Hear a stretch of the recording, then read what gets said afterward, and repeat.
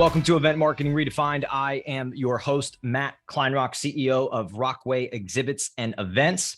Today, I have with me one of my senior account executives, Mollie Stahl. Mollie, I believe it's like the third or fourth time, and welcome again to the show. Yes, thanks for having me. It's been fun, and I'm excited to walk through this one.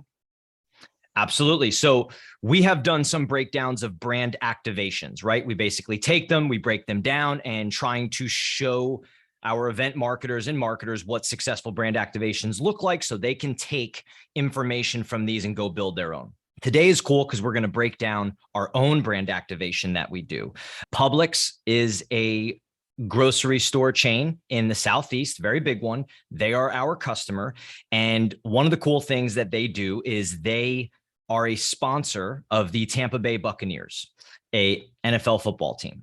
And they throw a outdoor brand activation at their home football games. It is a 5,600 square foot outdoor brand activation at Raymond James Stadium, which is the home of the Buccaneers. And we pull off this activation, I would say, for what, 7 or 8 home games, Mollie? Right. Every home game. Every home game. Yeah. So they play like, I don't know, 17 games or so. So somewhere in there. Yeah. So first, want to just deliver a quick thought on brand activations at either sponsorships or events for brands and marketers listening. Number one is my big thing here is what Publix does well is they are going to their customer and delivering experience and value, right? You have to meet your customer where they are because it's convenient for the customer. So meet the customer where they are and drive them value. Now, with that, drive value in context to the event and why they are there. Okay. So Mollie, Publix came to us initially asking about this ultimate tailgate party for the Tampa Bay Buccaneers outdoor activation. Give us a little bit of history on it. Since it's your account, you tell us about it. Yeah. Know everything in and out about it. No, but kind of the history, right? They have been sponsoring with the Bucs for multiple years. I don't know exactly how many years, but before we started working with them, they have been partnering with the Bucs, and they have been throwing what they call ultimate tailgate parties. So they call them Publix UTPs. And so their history was like they were always sponsoring a UTP right out there in the parking lot, but they wanted, it was like kind of simple tents, pop-up tents. Like they had some freezers that they were pulling out their sandwiches, like their little chicken tenders and their like pub subs. That's what they're really known for. So they were just serving those. Oh, they're so good. Yeah. But it was just more like cold foods that they're able to like easily store and give out. And it's kind of like a staple of who they are. So they had a couple games there, but it was a little bit more on like the simple side, but they still loved that they were still there and like putting on something and doing something. Then Tom Brady came to their quarterback as the Tampa Bay Bucks, and they won the Super Bowl. So after they won the Super Bowl, the Bucks or the Publix really thought about the tailgate and was like, okay, what can we do to elevate the experience? So they really came to us and was like, hey guys, like we want to make it like bigger, badder, bolder experience for this tailgate. Want to elevate it. Want to get it to that next level. Yeah. Yeah.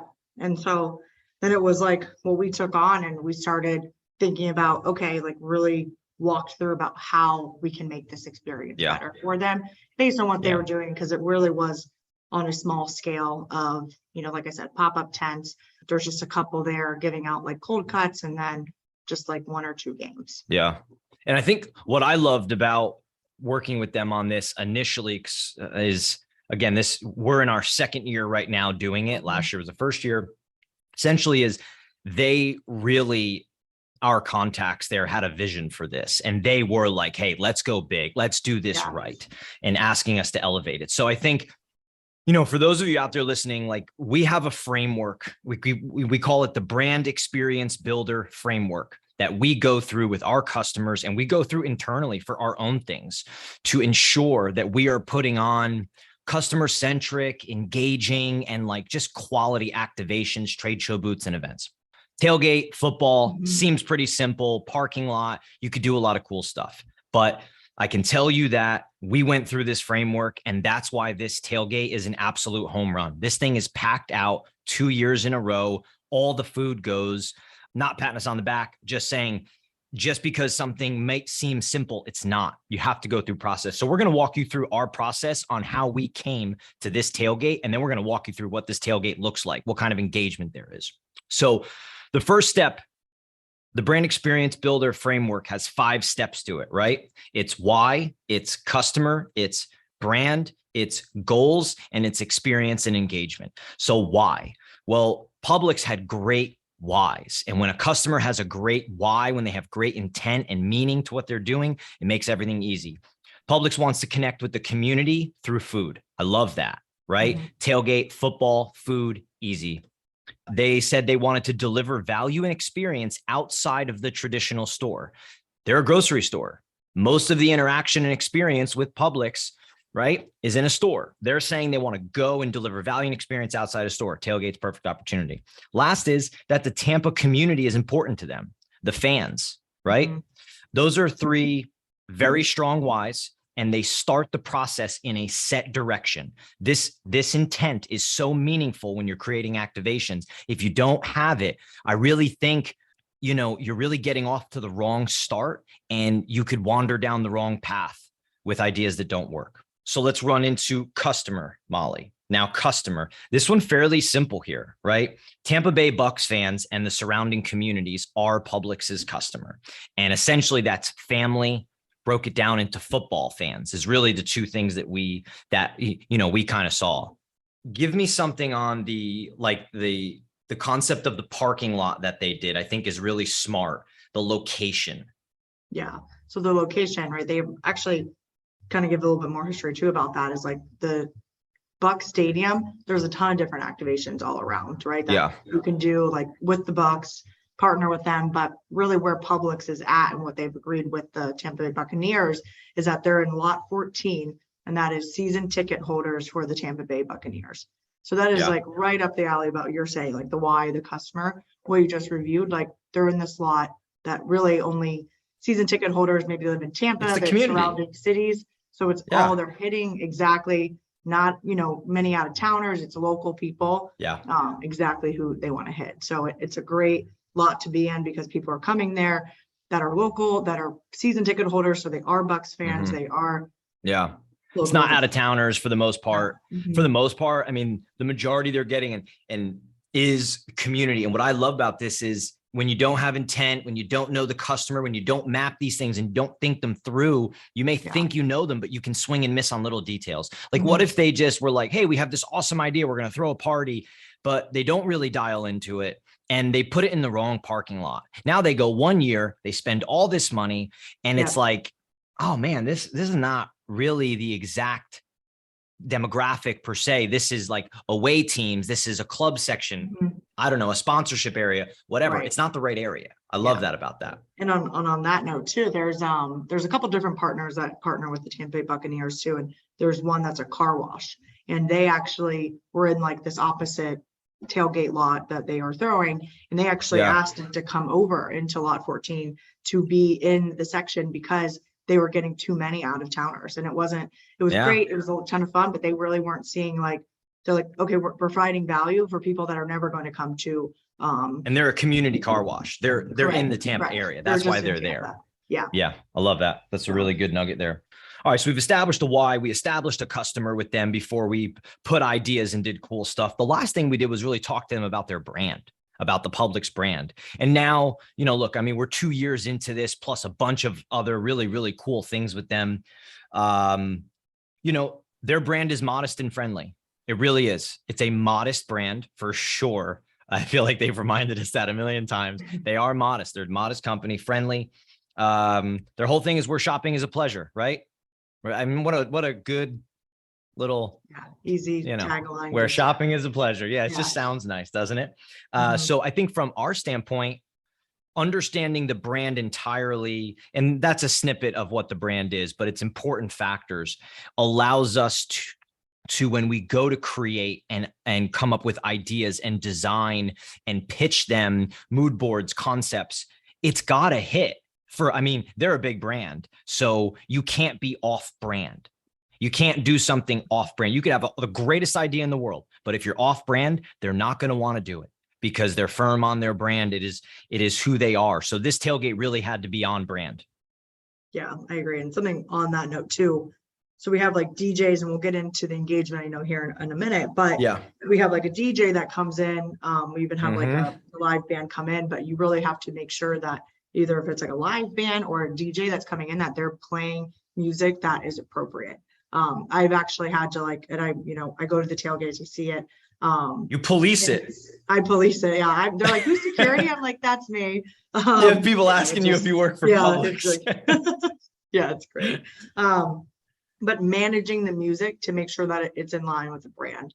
It's family community, right? Yeah. I mean, it's modest, friendly, family community. You can't have certain music Right. you be playing. It doesn't fit. It's uncomfortable. So I've had to go up and kind of like tell the DJ, hey, we need to be a little bit more family friendly, just because it's not the brand, it doesn't fit. It's not the vibe that they want to portray and give off. And so we've had Hit to us manage with that, the, to the smallest detail. Yeah. celebrate good times. Hit us with that one. Y- You know what I mean? Give us, YMCA. Like, yes, don't hit us that. Yeah, don't.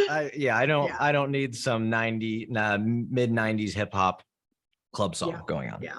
But it's all, to those tiny details of like, that's who they want to be known as, a brand that's, modest, family friendly, that is across the board, and not have, raunchy music playing and, Of course. Yeah. Yeah. I think another good example is just, and again, we will get to engagement, but like Bud Light is a sponsor with them, right? They partner with the Bucks, and they come in and they serve alcohol, and they, they're different brands, but like Publix really totes the line with how much alcohol, right? They're more samples. It's not an alcohol driven tailgate, because it can't be. It doesn't go with their brand. So they really do a good job of thinking. And these details, as we're discussed, it's got to line up with their why, with their customer, with their brand. I think that's another area that they do a really, that's well run at this tailgate. Yeah, I agree. Even there had like a Bloody Mary mix bar one time for like an earlier game for a tailgate, because the tailgates also open when the lots open for the parking, and that's 3.5 hours before. So for Love a good Bloody Mary. Yeah, for these 1 o'clock games, the tailgate's starting at 9:30 a.m. So they did have like a Bloody Mary partner come in too. And, they were just giving, it's like small little, pixie cups that you're getting. You're not getting like, they're not, giving it out. They're not doing like shots. They're not giving all these cans for Bud Light. Like they really are like, like you said, keeping it. It is controlled. A family, fun, community, pleasurable atmosphere, right? Yeah. I mean, All right, let's shift over to goals, right? You have to know what your customers' goals are with something like this. And theirs, I think, this is one of my favorite aspects of this. One was to deliver a first-class tailgate party. Everything they do, they want to do first class. I love this one. Great food, fun, smiling people. What a cool goal. Try to create that. They do want to build brand affinity with the community, and they want to show their customers appreciation. We're like, hey, we love football. We love you. You love football. We want your day to be great. Here's an awesome party. Other pieces, they wanted to feed a lot of people, right? I mean, they were doing some serious food, which we'll talk about in the last piece, but they wanted to feed a lot of people, which I think is a really cool, it's a simple goal. I love that. Yeah. Well, and I also think that ties back to the why that you had talked about earlier, their why, right? Yes, it's like of course. To connect, people with food. And that is exactly what they're doing, back to their goals, right? About it's a why, it's a goal, and it goes hand in hand together. One thing that I thought was super interesting about like the goals, right? Like some people are like, okay, well, what's the ROI? What are they getting out of this? What do I have to come in and do anything? And it's a free tailgate that people can come in as they please. They don't have to like get a wristband. Like they're not making you sign up for like their club Publix, like their reward program. There's no one walking around with iPads being like, hey, do you want to sign up? There's not an area for that. Right. It is not, it's not salesy. There is really no end goal that they're looking for. Pure appreciation. It's appreciation. It's pure customer centric appreciation. And I think what's great about it is like, look, I mean, they're not stupid. They understand they're getting eyes, they're making impressions, they're building brand affinity, right? It's, but there's no catch. I mean, we literally had a problem telling people it was free. Yes. I mean, that was part of the issue we had, just telling people like, no, you can come in here, right? Drawing them in. Cool. All right. So let's get to the cool stuff. So just so everybody knows, it's a little bit of a breakdown there on the why, on the customer, on the brand, and on the goals, because I think I'm a firm believer in this. If you want cool ideas, if you want awesome activations, you need to establish those so that you can work from a foundation. And when you have creative thinkers and good marketers, hopefully a lot of you are listening, when you established a foundation, you can really run with it. And I feel like that's what we were able to do with this. So pretty simple. We reviewed why, customer, brand, and then we thought to ourselves, you know, based on the why, based on the customer, based on the brand, like what are people going to want and what is Publix going to want to put out there as that brand? So football fans at a tailgate, the community. I mean, simple, good food, good drinks, games, entertainment, atmosphere, a place to hang, you know, lounge, shade, giveaways, things like it's not overly complicated. Now, I think we did some really cool things to elevate experience in those spaces. So Mollie, give us a little bit of a rundown in our thinking, like I said, good food, good drinks, entertainment, game, atmosphere. What did we do? What do you think really, really took off, and, try to describe the space a little bit for us. Right. And so kind of going back to like the history and what they were doing for like the food, right? We keep talking about for connecting people with food. So food, right? They were giving out the, cold sandwiches. That's just super easy. You pop in a fridge, you can give them out. Right. So one of the bigger things is like, okay, how do we elevate this? Like they have apron stores in certain Publixes that you can go to cooking classes. So they have hired chefs for them. So I love the samples. Thinking about the samples are good. Like, how can we bring an elevated cooking experience as well? Or what can we give out for food? So what better than like an industrial kitchen that's on wheels? Yeah. So there's this big, it's like a 72-foot long, like semi-truck is the best way I can describe it, that we used. And it actually Maximus is what the name is. And so we completely branded it with graphics for them for Publix being on brand. And then it opens up to like the front opens up and there's just a giant kitchen inside. I mean, like stoves, like I'm saying, industrial. It's a full commercial kitchen. Broils, like stove tops that come out too that you can kind of watch and cook. There's fridge, there's a whole giant freezer in it. I love the LED TV up top, right? Has a huge LED screen up top. Love that. Yeah. Yep. So that opens and goes up top. They play the other games that are happening, or just like, ESPN playing. So that really attracts people as well. There's also like two smaller TVs on the bottom that play the same thing. And so they have like their apron chefs that work for Publix come in that are also with Tampa and come in and cook for them and cook all these samples. I mean, they are like gourmet food. I mean, I think the first tailgate, where it wasn't like a little Cuban sandwich that was like fantastic, but it was like warm, fresh Cubans. Yeah. It wasn't like what crazy ingredients. It's not just like it was the real deal. It was like warm and crispy. It was awesome. It was like, I mean, the food goes every tailgate. The food flies off. I mean, people crush the food because it's delicious and they change it every game. I love that. Yeah. Every game is different. Like recently they had like chicken wings with like a dipping sauce too on the side. They have like macaroni and cheese with, barbecue. I mean, they go all out. They're not simple. They really wanted to elevate that experience. It's fresh, it's hot. You can see them cooking right there and it's being passed down to be served out.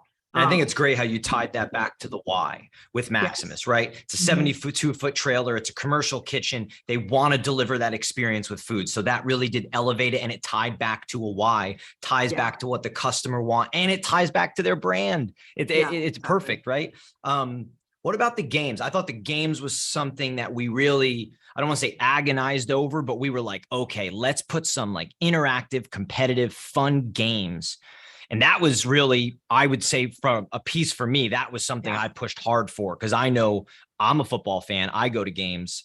Tell us about the games a little bit, because there was some cool games out there. Yeah, there's some cool games. And on that note, too, I think one of the things that you pushed on that was a total hit was like the big beer pong, like football games that you trash can pong. Yeah. Yes. That was great. We got like basically trash cans lined up in a triangle like beer pong, but you stand there and you football toss into them and you remove the trash cans out. It's an absolute blast of a game to play. Yeah, ball pong.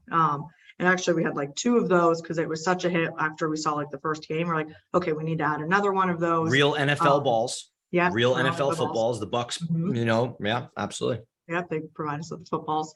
And then we did like ladder toss, which is could be adult or kid game, right? A lot of the kids were playing that. And then we also did There's some Jenga there too, that was like around like the tables that people could play to, or they're kind of standing there. We also did, there was one that they used before. It was a football armchair throw that you would throw into a circle. But honestly, it was a miss. The first game, flopped, like, it was, but they had used it before and it worked really well. But that was one of their main games that they had in the past. So we actually took that out and added another ball pong within the games of the next home games. And so those games were just like a ton of cornhole, which I think was cornhole. And it was really what I loved about it was like it was like a full section that was all games, like the way the tailgate was organized. And just so everybody knows, essentially what this space looks like is, what is it, Molly? It's like 35 feet wide by 160 foot long. Correct. Right? Yeah. And it's a parking lot area.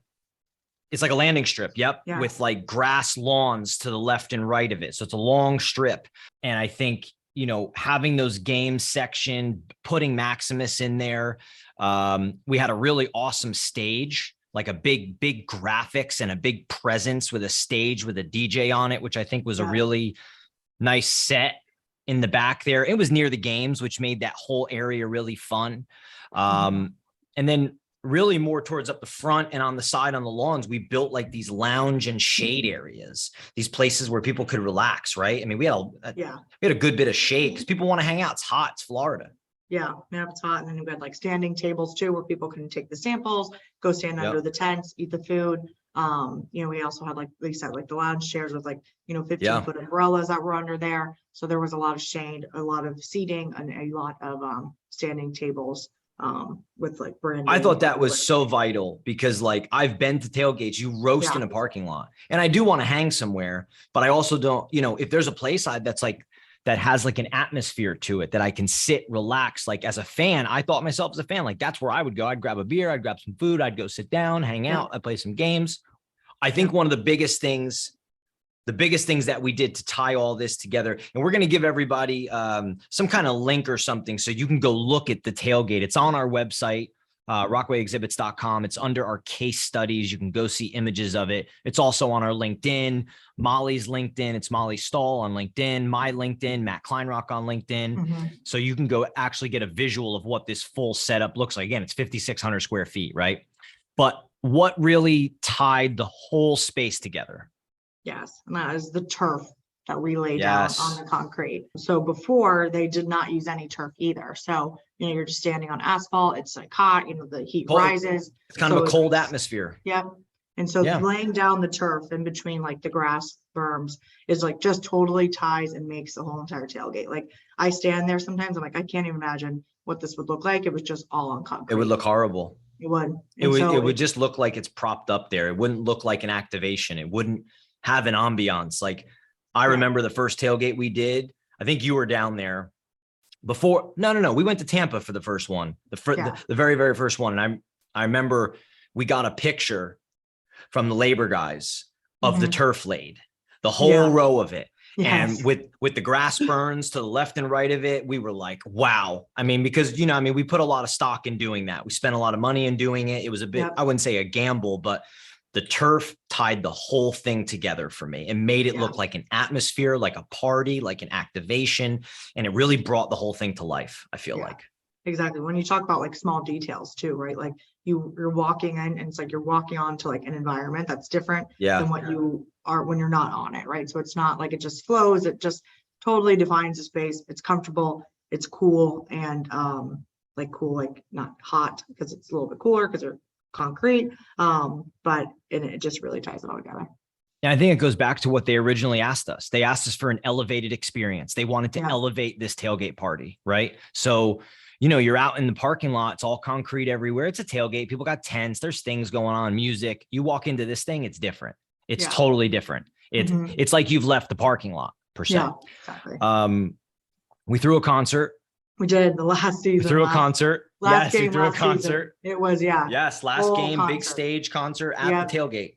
At the tailgate. Came in, that took over where the DJ was with like the games. And there was like, 100 chairs out there, live music, live band, country music. The guy used to work at Publix and he was on The Voice. So kind of all tied back to like their brand too, because the guy works at Publix. And the concert was a hit. It was like giant thing at the end, and it was awesome, honestly. So I think one thing that this makes me think of, just so everybody knows, like I said, we've run this tailgate. We're in our second year now. So that was the first year, and we sort of created, idea, brainchild, this thing. I think what's really important, if you're listening, if you're creating activations, some activations are one-off. They're one time, one thing, one happening, right? But a lot of them are not. Activations and events, outdoor, indoor, sponsorships, anything, they're not. They're constant. You have multiples throughout a year, or you do them yearly. One of the things that I see a big swing and miss on when we talk to people is the adjustments, is the changes, is how closely they watch, they study. Like Mollie went to all these tailgates, a huge chunk of them. And our goal was to say, okay, this our brainchild, let's watch the crowd, because Publix wants a party. They want the ultimate tailgate party. Doesn't mean we can throw games out there just to have it and it looks cool. No, this thing needed to rock. This thing needed to be busy, smiling, happy people. They wanted people being like, damn, that was a ton of fun. I want to go there. I want to be a destination at the Bucks games. So you have to make adjustments. And by making adjustments, I mean, you need to watch the people. You need to talk to the people. We watched, we talked to people, and now we're rolling into year 2 of this tailgate, same spot, right? But tell us the changes that we made that are really, I would say 100% are positive, good changes that we've made to make this even better after the first year. Yeah, absolutely. So one thing that we talked about too was a lot of people didn't know that this area was free, right? It's in the parking lot. Yeah. There's no barricades. There's nothing, like no big walls blocking it off. Like, so people are like hesitant as they're like walking by, being like, oh, can I come in here? So we'd have to like constantly have like the staff that was helping us work the event be like, guys, please come in. It's free. Walk around the tailgate. So one thing that we knew ending last season was that we needed signage, more signage that said free event everywhere. So we added those this year. And people, I mean, not that there's like a ton more people that didn't come, because we still got people to come in because it was busy. Around. Yeah. But just having those signs that are like posted everywhere, because it faces, it's in like the middle of the lot for everything. So there's people all, 360 around us. So there's just signs everywhere that say free event, letting people know. So they're not questioning, can I come in here or not? Because it's for everybody. It's free. Yeah. Come in. And that sounds so silly, but it's not. Like we were sending the Teamsters working the event with Publix out to go get people the first year. Yeah. And then I think it also, one of the changes, which I know you're going to get to, you can explain it a little bit, is that we changed the orientation. It's an odd space. It's 35 feet by 156 feet. It's a long strip, but we totally changed the orientation and kind of opened the space up. That married with these graphics and showcasing has really opened this thing up and really brought a better atmosphere, I think. So it's, it's one of two things. That's why the changes are just so important. They're, year to year, event to event. Right. And having to look, right. Because we didn't observe them just like, oh yeah, it's great, it's busy. But that was like one thing that people, when talking to people walking by that weren't coming in, it's like, oh, aren't you coming in? It's like, don't know if it's free or not. So we made that adjustment. Games. And that's a good thing, because it looks like a private event. That's a good thing. Yes. Yeah. Right. I mean, more games, right? The games were such a hit, right? That football game was, or the ball pong was such a hit. So we're like, okay, what are we can do that is going to, we kept that, but then we actually did like a big blow up inflatable that is branded Publix and Tampa Bay Bucks, and that people are like throwing the ball into the net, into like, it's like a quarterback game, essentially. It's like a big blow up thing that it's huge. It's got to be 12 feet by 10 feet wide. It's deep. It's like a big thing that you throw a football in. And I love that it's branded. Yeah. I love that. And it's big and it's green and people see it. So that has kind of taken precedence on like being the best hit game this season. Love it. Over the football pong? Over the football pong. Yeah. Unfortunately. Wow. But that's still close number 2. But hurts my heart. But kids can play that, adults play it. I mean, it's a really big hit. So kind of elevated the games on that sense. Kept all the other games too that worked. And another thing we did was more shade and more seating. Honestly, we just put more of those giant umbrellas and lounge seating. More atmosphere. We more than doubled that. More atmosphere, more shades, more other tents that you can sit around with high boys and high tops sitting around there. And then we actually moved the DJ to the side. because they were a Mhm. focal point last year, as you kind of talked about. But, it's great to have the music, but we opened it up and moved them to the side. So they're not the focal point, that the games are the focal point. Yeah. And that there's more, to your point, like more, it feels much more open, and there's a lot more people that can kind of congregate in the space. And it's like, you just can't stress enough. Like if you're running activations, if you're creating events year to year, multiples in a year, you got to be there. You got to watch the Yes. people. And it's like, none of this was rocket science. We were at a couple tailgates last year. Well, we're at all of them, but we're watching the tailgates and we're like, we got to double down on games. We got to find better games, more interactive games, and games that people are going to love. Simple, right? People want to relax, atmosphere, sit down, shade. People sat for hours at the tailgates, had a couple drinks, had some food, relaxed. It was a great vibe. You double down on that, right? Mm-hmm. Change the orientation. If you don't know these things, if you're not there and you're not thinking about how do I make this better, it's like, great, this is your brainchild. You've created it. You think it's awesome. And if you've used our framework or another framework, or you have another way of going through this, hopefully you're doing it right. It still doesn't mean it's going to be great, right? Yeah. You really got to double down and understand what customers want and what they're gravitating towards, because then you could I'm so pumped for the tailgate this year because I know it's going to be better. It's only subtly better, but it's going to be better. And then how are we going to make it better the next year? How are we going to make it even better? And it's by watching and observing. Exactly. So, and then, they kind of have other things come in, or other sponsors like this coming at next home game. They're actually bringing in like goats that you can like pet. I know like goats are like a big thing. It's not really affiliated too much with Publix, but they are coming in. They're going to be by the lot. So it's going to be right next to like goat yoga, goat petting. Goat yoga. Yeah. Goat petting. So you can be by the goat, that they call it Tom Brady. You might agree, you might not, but that's kind of like another, awesome. elevated thing that they are also bringing in. Awesome.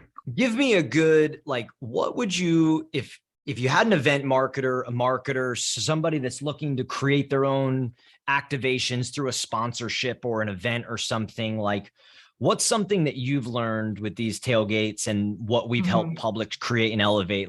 What's some advice or takeaways you'd give them?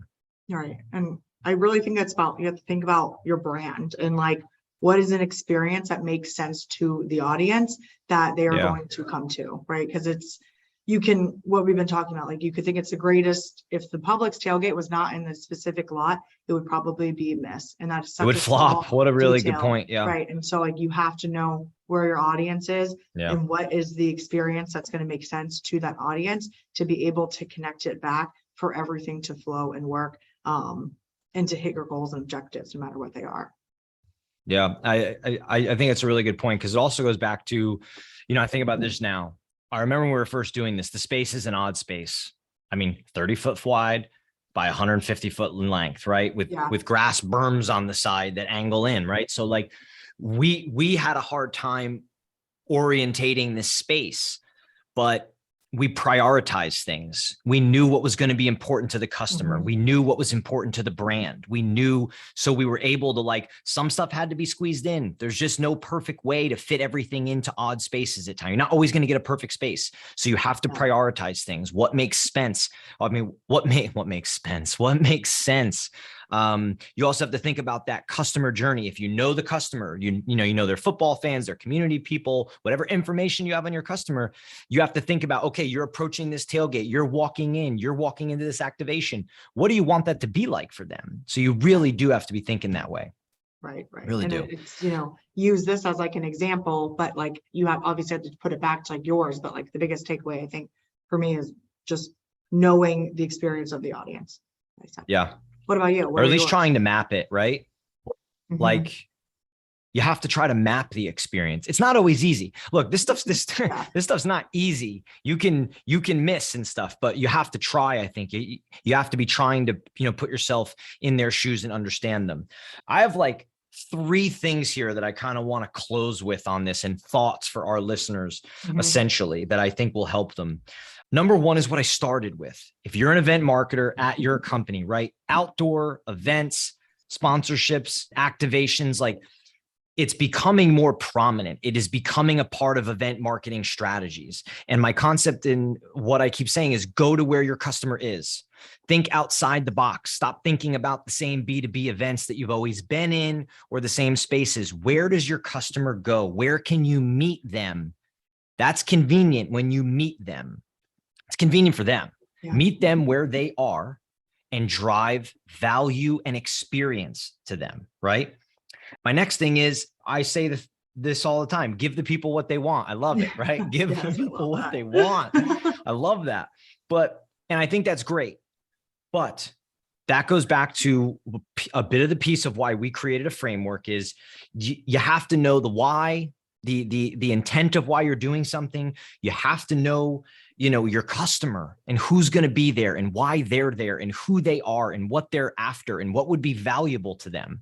And you got to know your brand so you can deliver an on-brand experience to give the people what they want, because you're giving people what they want in context to what your brand is and in context to why they are there. I want different things when I'm traveling in an airport versus when I'm at a football game, or when I go to a B2B conference versus when I go to a concert. Like that, I want different things as an audience, if I'm the audience, right? And the next piece I think that is cool that I took away from this, and I think you brought this up when we were discussing it, which I just didn't think of till afterwards, is like, they're not asking for anything. Mm-hmm. And I made a post on this on LinkedIn a while back. I'm like, stop trying to convert people. Like, the term convert sucks in general. It just sounds like, oh, we're converting people. Like, it's just the shitty term, right? It's like, so they just deliver an experience that is valuable. Deliver experience that's valuable as a brand. Build that affinity. You don't always need to get conversions, contacts, emails, things like that, where you're sort of gaming it somehow. People are smart. Customers are intuitive. They know when you're gaming them. Like, they know, like, I'll give you a perfect example, Molly. I was listening to the Diary of a CEO podcast on my way in here today. Yeah. And I forget the guy's name anyway, who runs it, but he was saying he had this experience where he got a call and he answered the call, and it was a person that said, he goes, "Hey, this is a cold call. I'm going to pitch you a product. Do you have 20 seconds? And he was like, he's like, oh my God, that's the most honest thing anyone's ever said. Right. Yeah. Right. But it's like, if he calls and said, "Hey, is this Matt Kleinrock?" In my head, I'm like, yeah. Like, what are you going to sell me? Like, like, it's almost dishonest in a way. Mm-hmm. And I'm not saying that you shouldn't be trying to gain things from people, but the authenticity, the genuineness of just saying, hey, we're going to go build brand affinity. We're going to go throw a party, give appreciation. We're not asking you for anything. We're doing this because you're our customer. We're doing this, to build the brand. That's a piece that really got me thinking about, you have to pick and choose when you do that, right? And I think you also have to be very selective and smart about what you're asking them to do. If you are going to ask them to, to do something, right? Like, if we had some awesome game and we're like, hey, put your information in this iPad and you can throw this football. It's like, this is the most disingenuous thing ever. Right. It's like, they would not get as many people to be using that at all. It's like, hey, Riley's 9. He doesn't have information. You know what I mean? Like, because there's families there. So it's like, you don't know your customer. So that's my last bit there. I love that. Like, that was a cool thing, I thought. And it's not always for every activation and such, right? There's other ways of doing it. And I'll put quotes on it, converting people, right? But I really love that about this experience that they deliver to their customer. Yeah, me too. Can't wait to see how it grows, and taking takeaways from like right now too, and like seeing how to elevate it. Cause I also think that's another important takeaway, no matter if you're doing trade show booth, outdoor event, if you're constantly activating somewhere, or being somewhere that you want people to come into, like, you need to be constantly having a main person that is watching, seeing what works and what doesn't work. Cause you have to change what doesn't work immediately, or you can't get any results that you're looking for. People want experience, give the people what they want. Like, people want experience. They do. They want to go to cool stuff. When you go out of town, when you go to, my best friend was just out of town. He was up in Charlotte, and he literally texted me a picture of, Tampa has one of these. It's like a shipping container village of food restaurants, right? What do they call it in Tampa? I forget the name of it. downtown Well, somewhere, but yeah, I it's Parkman's Wharf is what it's called. okay. Thank you. Yes. Yeah. But it's a cool area. It's like turfed off with things. It's an experience. It's not a place Yeah. that you just go eat. If I want to go eat, I can go eat at a restaurant, but it's a cool experience. So like he sent me a picture of it and he was there hanging and eating and getting a couple drinks. So like people appreciate experience. They appreciate something elevated. They appreciate something more thought out, more well-intended for them, something that is Yeah. elevated. I have another example too, if you don't mind. There's like this Fire it up. Bumble, the dating app. They went to I forget what exactly, like concert outdoor. I think it's in California. I can't, the name is totally blanking on me, but it happens every year.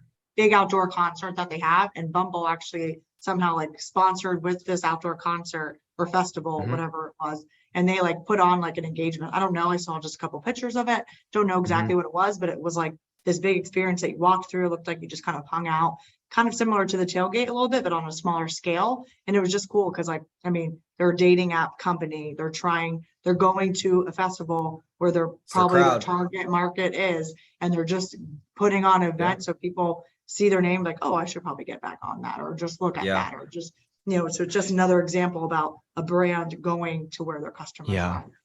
You know, what's interesting, we'll cut this in a minute here, but what's interesting about you saying that is I think for brands that are going straight to a consumer, like we're talking a Bumble or like a Publix, like a lot of this is super feasible for them and they should be doing these things. And a lot of these brands are doing these things. So the point would be to go elevate it. But I think for B2B companies is where this stuff get lost. And essentially, I've been saying this, B2B needs to take a page out of B2C.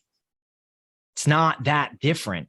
I know it's slightly different, but there's still a customer. There's still a profile. They still go places. You know, you don't just tell yourself that it's not possible, right? It is possible. It's just a matter of thinking differently, thinking outside the box. And it starts with your why and intent, your customer, who they are, where they go. And I'd say just to close this out, like the whole thing is like, go bring elevated experiences to your customer. People appreciate it. It's what they want, right?